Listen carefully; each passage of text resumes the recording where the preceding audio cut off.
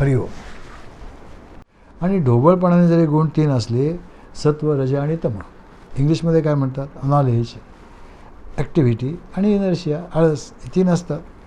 पण तरी कोणताही माणूस पूर्णपणे सात्विक, पूर्णपणे राजसिक किंवा पूर्णपणे तामसिक नसतो बरं का.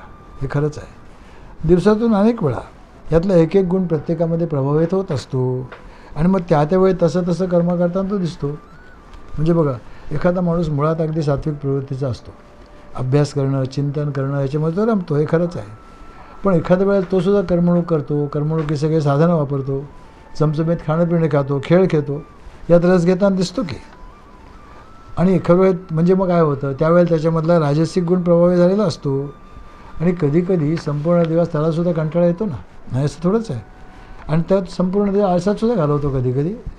तसंच राजसिक प्रवृत्तीचा माणूससुद्धा, तामसिक प्रवृत्तीचा माणूससुद्धा काही वेळेला सात्विक कर्म करताना दिसतो की, निश्चितच आहे. भगवंत इथे काय सांगत आहेत, चातुर्वर्ण्य मया सृष्टम गुणकर्म विभागशः. म्हणजे एखादा नवीन विषय भगवंत या ठिकाणी नाही मांडत आहेत, लक्षात ठेवा. ते जे काय सांगतायत ना, हा नवीन विषय नाही आहे.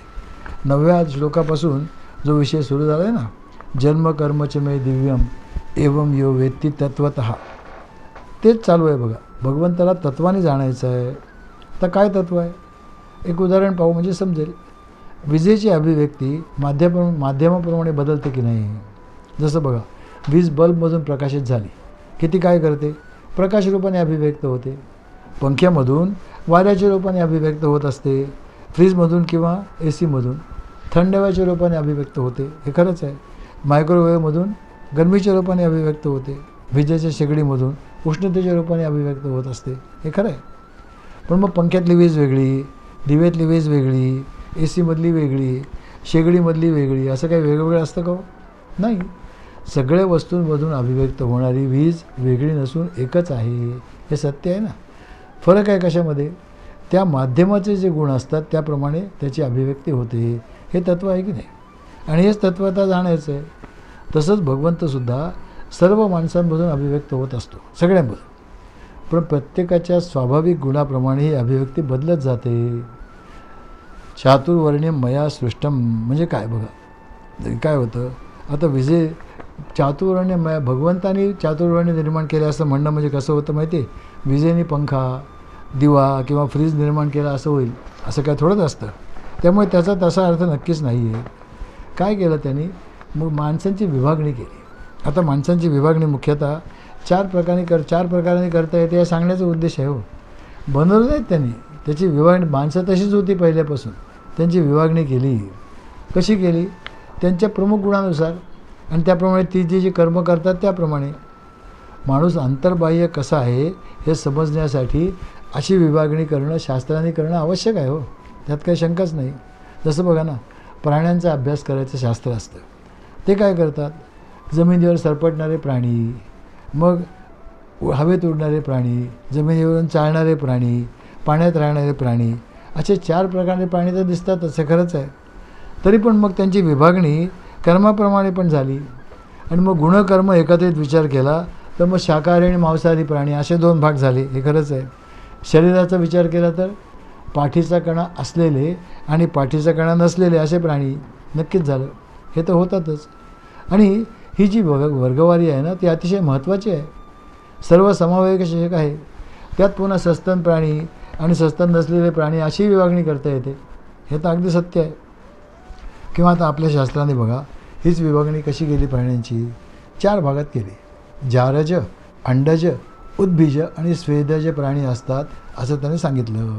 सजीव प्राण्यांची उत्पत्ती कशी होते, जारज म्हणजे स्त्री पुरुष किंवा नरमादी यांच्या संबंधातून निर्माण होणारे प्राणी. याच्यामध्ये अर्थात माणूस आला, पशु आले, हे तर आलेच सगळे. दुसरे अंडज म्हणजे अंड्यामधून उत्पन्न होणारे प्राणी. ह्याच्यामध्ये काय होतं, मुख्यतः पक्षी आणि इतर काही प्राणी, जलचर, मासे इत्यादी येतात, हे अगदी खरं आहे. तिसरे उद्भिज म्हणजे काय, बीजापासून उत्पन्न होणारे. बीज जमिनीत लावलं की त्यापासून निर्माण होणारे वनस्पती, झाडं, हे सगळं जे जगत आहे ते त्यात आलं. आणि चौथा प्रकार म्हणजे स्वेदज म्हणजे कसे माहिती आहे, जे केवळ ओलामुळे निर्माण होतात. ओल निर्माण झालं की ते निर्माण होतात. जसं बुरशी आहे किंवा केसातले ओव आहेत, केवळ ओलामुळे निर्माण झाले. आता शास्त्राने काही प्राणी निर्माण नाही केले हो, त्यांची केवळ वर्गवारी केली. आता हीच वर्गवारी शास्त्रानं आणखी पण एका प्रकारे करता आली की कशी माहिती आहे? जसं बघा, वरून खाणारे आणि खाली वाढणारे प्राणी, म्हणजे माणूस वगैरे, हे खरंच आहे. किंवा काय होतं, जन्मल्याबरोबर त्याचा वरचा भाग हळूहळू तेवढाच राहतो जवळपास, काय फार वाढत नाही, पण खालचा भाग वाढत जातो, हे तर सत्य आहे. तसंच पुढून खाणारे आणि मागे वाढत जाणारे प्राणी, म्हणजे सगळे 4 पायाचे प्राणी, सरपटणारे प्राणी हे पुढून खातात आणि मागे वाढत जातात, हे खरंच आहे. आणि खालून खाणारे आणि वरती वाढणारे जीव, आता खालून काढणारे वरती वाढणारे जीव कोण आहेत? वनस्पती, या सगळ्या आहेत ना. कारण खालून मुलापासून अन्न मिळवतात आणि वरती वाढत जातात. आता ही जी वर्गवारी किंवा विभागणी केली भगवंतानी, तर तसं भगवंतानी विभागणी केली. कसं? आपण असं पाहिलं की सत्व रज तम हे 3 गुण प्रत्येक माणसात कमी जास्त प्रमाणात असतातच, निश्चित असतात. आणि वेळोवेळी त्यांच्यातला एखादा गुण जास्त प्रभावी होतो, हे तितकंच पाहिलं. पण आता मूळ स्वभावात जो काही गुण आहे ना, त्या गुणांचं मिश्रण कसं आहे त्याप्रमाणे त्यांनी विभागणी केली. म्हणजे असं समजा, एखाद्या माणसामध्ये सत्वगुण अगदी 80% आहे, रजोगुण एक 15-16% आहे आणि तमोगुण अगदी नावापुरता 4-5% आहे. म्हणजे सत्वगुण प्रधान, रजोगुण गौण आणि तमोगुण अगदीच नगण्य आहे. त्याला भगवंतानी ब्राह्मण स्वभावाची व्यक्ती असं म्हटलं. ब्राह्मण स्वभावाची व्यक्ती म्हणजे पहिला विभाग झाला. आता दुसरा वर्ण त्याने काय सांगितलं? या व्यक्तीमध्ये रजोगुण 70-80% आहे, सत्वगुण 15-20% आहेच आहे आणि तमोगुण अगदी थोडा आहे. म्हणजेच काय आहे, रजोगुणाचं प्राधान्य आहे, सत्वगुण गौण आहे आणि तमोगुण अगदी नगण्य आहे. अशा माणसाला त्यांनी नाव दिलं क्षत्रिय स्वभावाची व्यक्ती. क्षत्रिय स्वभावाची व्यक्ती. तिसरा वर्ग केला आहे कुठला? की ज्याच्यामध्ये रजोगुण 70-80% आहेच, तमोगुण 10-15% आहे आणि सत्वगुण मग 4-5%च आहे. रजोगुण प्रधान आहे, तमोगुण गौण आहे आणि सत्वगुण नगण्य आहे. आता मग ह्या व्यक्तीला त्याने काय म्हटलं? वैश्य स्वभावाची व्यक्ती. आणि मग चौथा विभाग केला, त्याच्यामध्ये काय आहे? तमोगुण 70-80% आहे, सर्वात जास्त तोच आहे. रजोगुण 10-15% आहे आणि सत्वगुण अगदी नगण्य 5-1% आहे, एवढंच आहे. म्हणजेच काय आहे? तमोगुणाचं प्राधान्य आहे, रजोगुण गौण आहे आणि सत्वगुण नगण्य आहे. मग त्या व्यक्तीला त्यांनी काय म्हटलं? त्याला असं म्हटलं की शूद्र स्वभावाची व्यक्ती. शूद्र स्वभावाची व्यक्ती म्हणजे काय होतं? गुणप्राधान्याप्रमाणे माणसाच्या हातून तशी तशी कर्म घडत असतात. आता ही जी ब्राह्मण स्वभावाची व्यक्ती असते, तिच्यामध्ये सत्वगुणाचं प्राबल्य आहे. त्यामुळे मग काय होतं? ज्ञान प्राप्त करणं, सारासार विचार करणं, विवेक बुद्धी वापरणं, हे त्याचं द्योतक आहे, साहजिकच आहे. त्यामुळे मग असा माणूस काय करतो? शास्त्रांची सूक्ष्म तत्त्व तात्काळ जाणू शकतो. त्याच्यामध्ये दैवी संपत्तीचा उदय होऊ शकतो. त्याच्यामध्ये मनाचा सरळपणा, मन आणि इंद्रिय यांच्यावर ताबा प्राप्त करणं, ज्ञानलालसा, श्रद्धा, भक्ती, त्याग, सेवा हे गुण आपोआप उदयाला येतात. आणि अशी व्यक्ती भगवंताच्या उपबुद्धीला योग्य अशी होते. आता ही समाजाला आवश्यक व्यक्ती आहे की नाही? निश्चितच आहे. क्षत्रिय स्वभावाच्या व्यक्तीमध्ये रजोगुणाचं प्राधान्य असतं. त्यामुळे अशा व्यक्तीच्या मनात अनेक इच्छा निर्माण होत असतात, महत्त्वाकांक्षा असतात, जिद्द असते. कशी असते? सत्ता, संपत्ती, यश प्राप्त व्हावं, कीर्ती, प्रतिष्ठा प्राप्त व्हावी, हे असतातच. आणि त्यासाठी प्रचंड कार्य करण्याची तयारी पण असते बरं का. पण त्याचबरोबर ईर्ष्या, स्पर्धा, द्वेष, मत्सर हे दुर्गुणसुद्धा असतात, हे अगदी सत्य आहे. मात्र रजोगुणाच्या खालोखाल त्यांच्यामध्ये सत्वगुण गौणतेने का होईना असतो. आणि म्हणून त्यांच्याकडे काय असतं? मग श्रद्धा असते, निष्ठा असते, सेवा असते, त्यानंतर निस्वार्थ वृत्ती असते, देव, देश आणि धर्मासाठीच्या रक्षणासाठी सर्वस्वाचा त्याग करण्याची वृत्तीसुद्धा असते. आणि क्षत्रिय स्वभावाच्या व्यक्तीमध्ये शौर्य, तेज, पराक्रम यांचा सुंदर आविष्कार दिसतो. त्यामुळे काय होतं? समाजकल्याण, राजकारण, सत्ता यामध्ये अशा स्वभावाच्या व्यक्ती चांगल्या चमकताना दिसतात, हे खरंच आहे. आणि यातही सर्व जातीची माणसं दिसतातच की, त्यात काही शंकाच नाही. आता वैश्य म्हणजे कसे आहेत? मुख्यतः व्यापार करणारे, पैसा हा त्यांचा देव असतो, हे खरंच आहे. तेही रजोगुण प्रधान असल्यामुळे काय करतात? व्यापार उद्योग अगदी मनापासून करतात, मग्न असतात, रात्रंदिवस करतात, हे खरंच आहे. इच्छा, महत्त्वाकांक्षा आणि जिद्द त्यांच्याजवळ सुद्धा असते. पण रजोगुणाबरोबरच काय असतं? तमोगुण गौण असतो. त्यामुळे तो जे काही करतो ना, त्याची प्रेरणा स्वतःचं नाव मोठं व्हावं, पैसा मिळावा हीच असते. समाजाची सेवा, त्याग, श्रद्धा, भक्ती हे गुण फारसे नसतात. केव्हा तरी तोही धर्मकर्म करतो, नाही असं नाही, दान करतो, पण ते कशासाठी असतं? स्वतःचं नाव मोठं व्हावं म्हणून असतं. त्यामागे सुद्धा व्यापारी वृत्तीच असते. आता अशी माणसंही सगळ्या समाजामध्ये असतातच घेऊ, हे खरंच आहे. आणि चौथं व्यक्तिमत्व कुठलं? शूद्र स्वभावाची व्यक्ती असते. त्याच्यामध्ये काय असतं? मोह, प्रमाद, आळस, अविचार, निष्काळजीपणा आणि टाळाटाळ हे सगळे गुण प्रकर्षाने दिसतात. अगदी खरंच आहे. आणि त्यांना स्वतःला कशातच रस असत नाही, आळशीच असतात, हे खरंच आहे. त्यामुळे काय होतं? जाणून घेऊन काम करण्याची वृत्तीच नसते. शक्यतो टाळाटाळ करायची. नाहीतर काय करायचं? दुसऱ्या सांगेल ते काम करायचं, तसंच करायचं, त्यात काही नाही. आणि महत्त्वाकांक्षा, जिद्द यापेक्षासुद्धा आराम आणि भोग यांच्याकडे यांचं लक्ष जास्त असतं, हे खरंच आहे. आणि अशी माणसं मग नोकरी करणं, सेवा करणं ते सुद्धा केवळ उदरभरण करण्यासाठी अशा तऱ्हेचं करत असतात. आता अशी माणसं हे सगळ्या समाजात असतातच घेऊ, हे खरंच आहे. आणि मग आता शब्द बदलले ना, तर या सगळ्या चार प्रवृत्ती सगळ्या समाजांमध्ये, सगळ्या धर्मांमध्ये सर्व काळी आणि सर्व स्थानी दिसतातच की नाही, हे खरंच आहे. पण जन्माप्रमाणे आलेले गुण आणि कर्म यात प्रयत्नपूर्वक बदल करायचं स्वातंत्र्य मात्र माणसाला आहे बरं का, निश्चित आहे. त्यामुळे मुख्यतः ब्राह्मण स्वभाव असलेला माणूसही संगतीमुळे क्षुद्र मनोवृत्तीचा होऊ शकतो, किंवा स्वप्रयत्नाने आणि पुरुषार्थाने शूद्र प्रवृत्तीचा माणूससुद्धा रजोगुणप्रधान किंवा सत्वगुण प्रधान होऊ शकतो, हे नक्की आहे. आणि त्याचे अनेक उदाहरणं समाजामध्ये दिसतात.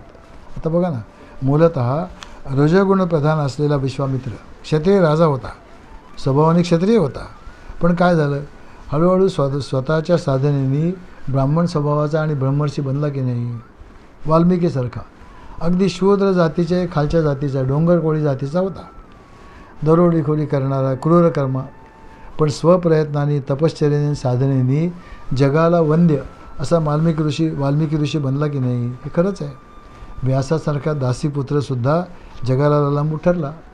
ह्या उलट ब्राह्मण स्वभाव घेऊन आलेले सुद्धा अनेक जण व्यसनी बनून स्वतःच्या आणि इतरांच्या नाशाला कारणीभूत झाल्याची सुद्धा अनेक उदाहरणं जगात आहेत. व्यासाने तर वेदप्रणित ज्ञान अगदी स्पष्टपणे या लोकात सांगितलं बघा. एक श्लोक आहे त्यांचा, काय म्हणतात त्याच्यात? जन्मना जायते शूद्रः संस्कारात द्विज उच्यते वेदपाठी भवेत विप्र ब्रह्मम जानाति ब्राह्मणः. त्यांनी व्याख्या केली की जन्मतः प्रत्येक व्यक्ती शूद्रच असते, मग त्याच्यावर संस्कार केले जातात, कशाचे, धर्माचे वगैरे, आणि मग तो बनतो द्विज. नंतर काय करतो? तो शिक्षण घेतो, आणि शिक्षण घेतल्यानंतर मग तो बनतो ज्ञानी किंवा विप्र. आणि नंतर त्याने साधना करून जर ब्रह्मतत्व जाणलं तर तो ब्राह्मण बनतो. आणि हेच खरं आहे ना. ह्यात कुणाला दुखवायचा, कमी जास्त किंवा श्रेष्ठ म्हणण्याचा काही अर्थच नाही आहे किंवा विचारही नाही आहे, खरंच आहे. आणि हाच विचार आता आश्रम भाषेत कसा सांगतात बघा. काय असतं? ब्रह्माश्रमात मुख्यतः काय करायचं असतं? सेवा कर्म करायचं असतं. त्यावेळेला प्रत्येक व्यक्ती शूद्रच असते ना. पुढे त्यांनी गृहस्थाश्रमात द्रव्यार्जन करणं, पैसे मिळवणं, गृहस्थी सांभाळणं, वस्तू जमा करणं हे आवश्यक आहे ना, हे धर्मज्ञ आहे. त्यामुळे मग ह्या आश्रमात आपण वैश्यवृत्तीचे होतो, हे अगदी सरळ आहे. पुढे मग वानप्रस्थाश्रम आला, त्याच्यात काय करायचं? आजपर भरपूर मिळवलं, उपभोगलंसुद्धा. मग आता काय करायचं आहे? ज्या समाजामुळे आपल्याला सगळे मिळालं आहे त्याची होईल तेवढी सेवा करायची, निस्वार्थरित्याने करायची, हे निश्चित आहे. हे सामाजिक ऋण फेडण्याच्या दृष्टीने आवश्यक कर्म सांगितलेले आहे. मग त्यावेळेला आपण कोण झालो? क्षत्रिय झालो, अगदी सत्य. आणि शेवटी संन्यासाश्रमामध्ये सर्व बाजूने निवृत्त व्हायचं आणि केवळ मनन, चिंतन, भगवंताचा ध्यान, अभ्यास करणं, विचार करणं आणि इतरांना हे सगळं चांगलं आहे ते देऊन त्यांचं कल्याण करणं हे धर्मकर्तव्य आहे. आणि मग त्यासाठी साधू, संन्यासी, संत हे असं म्हटलं जातं. म्हणजेच काय होतं? हे सगळं ब्राह्मण स्वभावाचे व्यक्ती आहेत, हो, हे खरंच आहे. आणि माणूस हा शेवटी सामाजिक प्राणी आहे ना, त्यात काही संशयच नाही. तो सर्वस्वी समाजावर अवलंबून आहे. तो काही एकटा जगू शकत नाही, खरंच आहे. आणि मग समाज हितासाठी समाज नीट चालावा, चांगला चालावा, सर्वांचं कल्याण व्हावं, यासाठी या चारही प्रवृत्ती आवश्यक आहेत की नाही? चारही आवश्यक आहेत. आणि म्हणून भगवंताने ते बनवले, ते खरंच आहे. त्यामध्ये माणसामध्ये भेद करणं, जातीवरून आपसामध्ये द्वेष पसरवणं हे भगवंताचं कार्य नाही हो, ते माणसाचं कार्य आहे. हे खरंच आहे. अगदी थेट वेदांपासून शंकराचार्यांपर्यंत सगळ्यांनी हाच विचार मांडला आहे की नाही हो. आता बघा ना, वेदोक्त असं पुरुष सुक्त आपण म्हणतो, त्याच्यामध्ये स्पष्टपणे येतं ना, ब्राह्मणस्य मुखमासीत बाहू राजन्यकृता उरु तदस्य यद्वैश्या पद्भ्याम शूद्रो अजायत. काय येतं? समाजपुरुषाचं वर्णन आहे की मानेचा जो वरचा भाग आहे त्याला त्यांनी ब्राह्मण स्वभावाचा आहे, कारण बुद्धिप्रधान आहे. हात हे कसे आहेत? क्षत्रिय स्वभावाचे आहेत, कर्मप्रधान. उदर कसं आहे? पोट हे वैश्यासारखं आहे, म्हणजेच काय होतं? संग्रहप्रधान वृत्तीचं आहे. आणि पाय हे कसे आहेत? केवळ सेवा कर्म करणारे शूद्र वृत्तीचे आहेत. आता यात कुठलाही अवयव श्रेष्ठ किंवा कनिष्ठ असं कुठेच म्हटलेलं नाही आहे, निश्चितच नाही. समाज पुरुषाच्या शरीराच्या दृष्टीने योग्य रीतीने कार्य करण्यासाठी हे सगळे चारही आवश्यक आहेत की नाही? निश्चित आवश्यक आहेत. आणि ह्यांच्यामध्ये काही भांडणही नाही हो, असं कुठं आहे? पाय असं कधीच म्हणत नाहीत की आम्ही फक्त चालायचंच काम काय करायचं बरं. आम्ही सुद्धा विचार करू शकतो, विचार करण्याचं काम करू, तोंडासारखं चांगले पदार्थ खाऊ, असं ते नाही म्हणत कधी हो, हे नक्कीच आहे. आणि उद्या पायाला समजा खास सुटली तर हात असं नाही म्हणत की तो शूद्र आहे, मी त्याला कशाला हात लावू, असं नाही म्हणत हो, निश्चितच आहे. तो सुद्धा त्याला खाजवायचं काम करतोच की, निश्चित करतो. आणि मग त्यात काही त्याला दुःख होत नाही की. तसंच तोंड असं कधी म्हणत नाही की मी जरी खाण्याचं काम केलं तरी शेवटी सगळं जातं पोटामध्येच, मला काय मिळतं त्यामुळे मी कशाला काही करू, मी आता काही करणारच नाही, असं नाही म्हणत ते. तसंच पोटही कधी असं म्हणत नाही हो की अन्नपचन महत्त्वाचं करायचं मी, त्यामुळे होतं काय मात्र बल कशाला मिळतं? पायानं मिळतं, हातानं मिळतं, डोक्याला मिळतं. म्हणजे मग माझ्या कामाचा काय उपयोग आहे? मी आपलं नुसतं साठवण करायची आणि पचन करायचं एवढंच काम करायचं का? मंडळी, हे उदाहरण फक्त शरीराला पुरतंच लागू आहे, कारण प्रत्यक्षात मात्र शूद्र प्रवृत्तीचा माणूससुद्धा प्रयत्नाने स्वतःमध्ये योग्य ते बदल घडवून वैश्य स्वभावाचा, क्षत्रिय स्वभावाचा किंवा अगदी ब्राह्मण स्वभावाचा सुद्धा बनू शकतो. आणि हे सगळ्यांना लागू आहे. म्हणजे आज जे आपल्याला झगडे दिसत आहेत ना, ही आपल्या राजकारणी व्यक्तींची देणगी आहे. स्वतःची सत्ता अबाधित ठेवण्यासाठी सगळे करत आहेत, दुसरं काय नाही. आता भगवंत दुसऱ्या वेळेस सांगतायत, तस्य कर्तारमपि माम कर्तारम अव्ययम. मी काय केलं? या विश्वाचा आणि त्यामधील सर्व जीवांचा आणि वर्णाश्रम व्यवस्थेचा कर्ता आहे मी. पण खरं म्हणजे मी अकर्ताच आहे, मी काहीच करत नाही, कारण मी अविनाशी आहे, तू जाण. आता करूनसुद्धा भगवंत करता नाही, ते कसं काय जाणायचं हो? हे राजकारणी माणसांना शोभणारी भाषा झाली की मी असं केलंच नाही, मी असं म्हटलंच नाही वगैरे. राजकारणी लोक काही गोष्ट अंगाशी आली की म्हणतात, छे मी काही केलंच नाही, माझा काही तसा हेतू नव्हता वगैरे वगैरे, किंवा मी असं बोललोच नाही. पण आता भारताची परिस्थिती काय आहे? एक आपले पंतप्रधान आहेत, सरकारच्या सर्व कृत्यांना ते जबाबदार असतात, ते खरं आहे. आणि ते सर्व पक्षाचे अध्यक्ष आहेत, हे ते असतंच ना. आता काय असतं, कुठल्याही एखाद्या पक्षाचा अध्यक्ष असतो, त्याच्या संमतीशिवाय तो कोणी काही काम करत नाही. एखादी गोष्ट चांगली घडली तर काय होतात, प्रत्येकजण म्हणतो ते मी घडवली, आणि नको ते घडलं तर अरे ते मला माहीत नाही, सरकारला विचारा, असंही ते म्हणू शकतात. खरं आहे की नाही, जे पक्षाध्यक्ष असतात ते. पण हे झालं राजकारणी माणसांचं, कारण तिथे थोडा दांभिकपणा असतो, हे खरंच आहे. भगवंत काही दांभिक नक्कीच नाही आहेत, हे नक्कीच आहेत. भगवंत काही दांभिक बिलकुल नाहीत. त्यांना कोणतेही कर्म करण्याची खरं म्हणजे काहीच गरज नाही, आणि कोणतेही करण्याची लाजसुद्धा वाटत नाही. ब्राह्मण स्वभावाच्या माणसातून ते जेव्हा अभिव्यक्त होतात तेव्हा त्यांना काही श्रेष्ठत्व वाटत नाही की, आणि जेव्हा शूद्र व्यक्तीमधून ते अभिव्यक्त होतात तेव्हा त्यांना स्वतःची लाजही वाटत नाही. हे तितकंच खरं आहे. आपण असं म्हणतो बघा, समुद्राने लाटा निर्माण केल्या, पण पाण्याच्या दृष्टीने विचार केलात तर काय होतं? समुद्र काय, लाटा काय, नदी काय, फेस काय, हे सगळं केवळ पाणीच आहे की नाही. पाण्याच्या दृष्टीने विचार केला तर पाणी सगळ्यांना निर्माण करते, बरोबर आहे. पण पाणी निर्माण करते ही आपली दृष्टी झाली, परिच्छिन्न दृष्टी, भेददृष्टी. तत्वदृष्ट्या काय होतं? काहीच झालं नाही. खरंच आहे, हे सर्व फक्त पाणीच आहे, दुसरं काहीच नाही आहे, हेच बरोबर आहे की नाही. तसंच भगवंत म्हणत आहेत, मायेच्या उपाधीने सर्वांचा नियंता, पालन करता, विनाश करता ते जरूर आहेत. पण प्रत्यक्षात मात्र कर्तृत्वभाव, मी करता भाव नसल्यामुळे खऱ्या अर्थाने ते अकर्ते आहेत. आणि त्याच्याही पुढचं म्हणजे त्यांच्या दृष्टीने त्यांनी मांडलेला केवळ हा खेळ आहे, ही त्यांची केवळ लीला आहे, हे नक्कीच आहे. आता पुढच्या श्लोकामध्ये भगवंत करता का नाहीत ते सांगणार आहेत. तो आपण अर्थातच नंतर बघूया. हरिओम.